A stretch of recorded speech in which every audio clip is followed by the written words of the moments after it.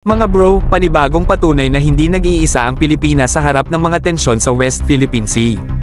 Dumating na ang isang Australian Navy destroyer para makiisa sa Philippine Navy at Royal Canadian Navy sa isang malakas na joint sail sa South China Sea.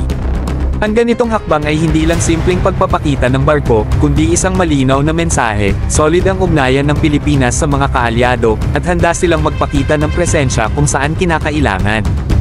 Para sa Australia, hindi biro ang magpadala ng destroyer, isa ito sa pinakamodernong assets nila na simbolo ng kanilang pangakong ipagtanggol ang rules-based international order. Para naman sa Canada, consistent ang kanilang pagpapadala ng mga frigates para makiisa sa ating Philippine Navy, na nagpapakita ng long-term support sa seguridad ng rehiyon. Sa panig ng Pilipinas, malaking bagay ito dahil nakikipagsabayan na tayo sa mas malalakas na hukbong dagat ng mundo.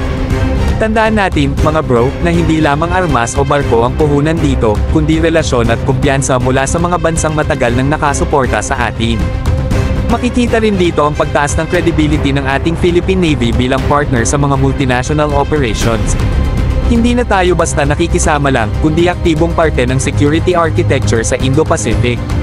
Habang pinapalakas ang ating sariling puwersa, lalo namang tumitibay ang suporta ng mga bansang tulad ng Australia at Canada. Kung titignan, mga bro, ang joint sail na ito ay hindi lamang pang-display kundi strategic move para i-challenge ang anumang agresibong aksyon sa dagat. Every mile na tinatahak ng ating mga barko kasama ang mga kaalyado ay isang paalala na hindi basta-basta matitinag ang ating presensya sa West Philippine Sea.